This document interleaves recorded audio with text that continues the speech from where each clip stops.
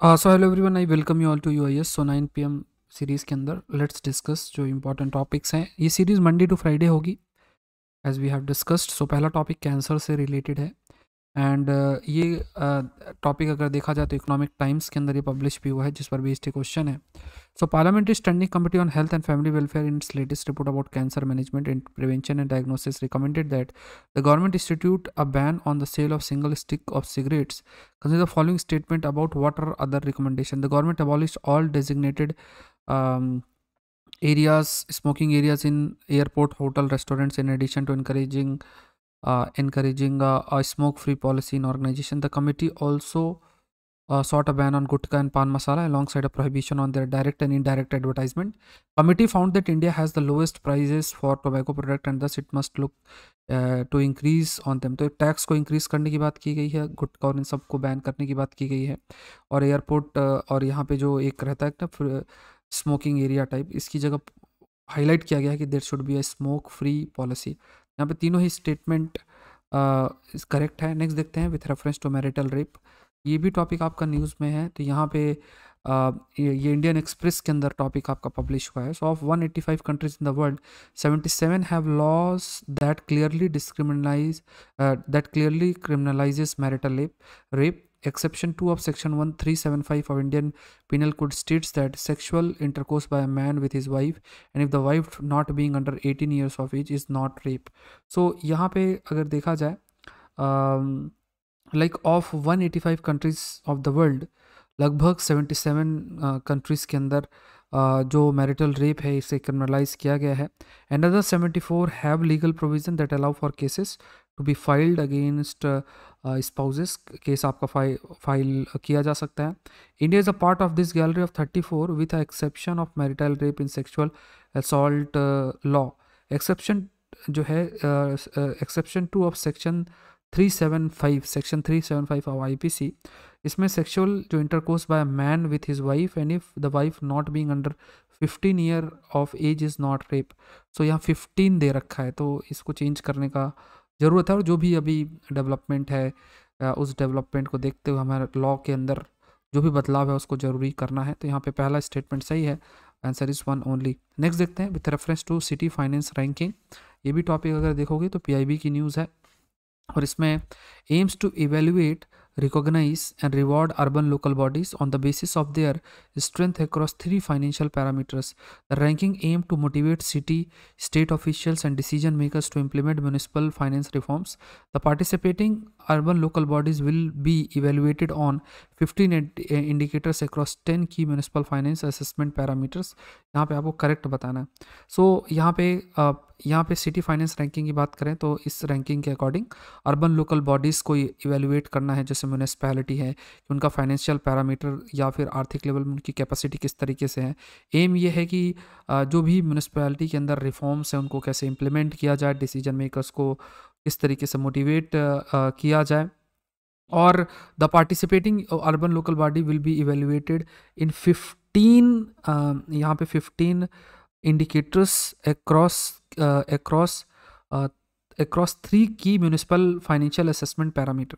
3 आपके हैं municipal financial assessment parameter, जैसे रिसोर्स मोबिलाइजेशन, दूसरा है एक्सपेंडिचर परफॉर्मेंस और तीसरा है फिस्कल गवर्नेंस। तो ये 3 फाइनेंशियल पैरामीटर्स हैं। तो यहाँ पे पहला स्टेटमेंट सही है, दूसरा स्टेटमेंट सही है, तीसरा जो है वो आपका इनकरेक्ट है। तो आंसर है दैट इज़ 1 and 2। नेक्स्ट देखते हैं, consider the following statement about national mission on pilgrimage rejuvenation and spiritual augmentation drive. Prasad scheme के बारे में है। तो ये भी अगर आप देखोगे तो पीआईबी की न्यूज़ है जो कि पब्लिश हुई है। So it is a central sector scheme with 50-50 finance support by central and state government. The scheme has been launched with the vision of focused infrastructure development to harness pilgrimage, heritage tourism destination for its direct and multipliers effect upon employment generation and economic development. The scheme aims at infrastructure development to emphasizes world-class infrastructure development of the sites with the special emphasis on tourist facility, including tourist facilitation center, wayside amenities, parking, public convenience, illumination and sound and light shows. तो यहाँ पे अगर देखा जाए ये एक central sector scheme है with complete finance by government of India. State का रोल नहीं है, सारा फाइनेंस गवर्नमेंट ऑफ इंडिया का ही है। और इस स्कीम का मेन क्या है कि जो भी पिलग्रिमेज हेरिटेज टूरिज्म है, रिलीजियस साइट्स जैसे यहाँ पे मानो कि लोगों के फेथ से रिलेटेड है, तो वहाँ पे इंफ्रास्ट्रक्चर का डेवलपमेंट करना और इसका इम्पैक्ट एम्प्लॉयमेंट जनरेशन और वहाँ के आर्थिक विकास में भी पड़ेगा। कई प्रकार का इंफ्रास्ट्रक्चर डेवलप करना, पार्किंग और भी साउंड लाइटिंग शोज, जो भी इंफ्रास्ट्रक्चर है जिससे कि उसे एक टूरिस्ट डेस्टिनेशन के रूप में डेवलप किया जाए, उस डायरेक्शन में प्रयास करने का फोकस किया गया। तो यहाँ पे जो आंसर है पहला गलत है, आंसर है दैट इज़ 2 and 3। सेशन को आप लाइक जरूर से करें, यूआई इस चैनल को जरूर से सब्सक्राइब करें। Let's move to the next topic and this is related with amoeba. Amoeba के ऊपर ये एक टॉपिक है, दिस इज अगेन इम्पॉर्टेंट। तो यहाँ पे अगर देखोगे नेग्लेरी फावलरी रिसेंटली न्यूज़ में है, तो यहाँ पे पहला है कि it's a brain eating amoeba. Naegleria fowleri infect people when the people take up a dip on not well maintained pool rivers. Naegleria fowleri infection also spread from one person to another. यहाँ पे ये एक like one, जब भी कोई ऐसी जगह है जहाँ पे लोग डिप करते हैं तो इट कैन बी पॉसिबल कि जो अमीबा है एंटर कर जाए, start infecting.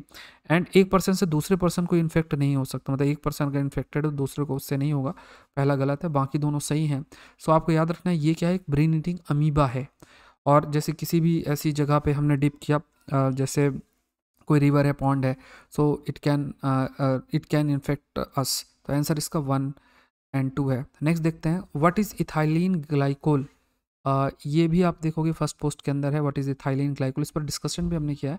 Ethylene glycol colourless odourless alcoholic compound है that can be fatal if consumed. It is mostly used as a cough syrup. Ethylene glycol and ethylene glycol are adulterants that are sometimes illegally used as solvent in liquid drug.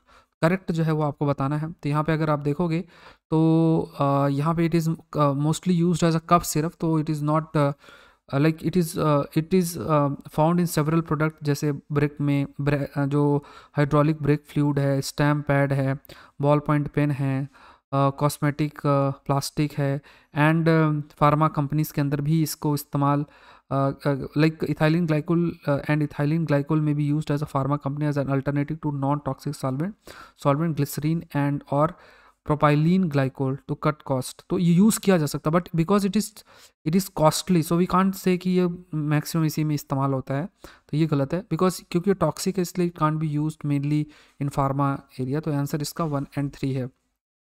So Unacademy में आप मुझसे जुड़ सकते हैं। जनवरी 3 से नया batch start हो रहा है करंट अफेयर्स का, जिसमें द हिंदू भी आपका कवर होगा और जितने दूसरे भी चीज़ें हैं, अलग अलग MCQs हैं, आंसर राइटिंग है, एवरीथिंग करंट अफेयर्स का कोर्स है।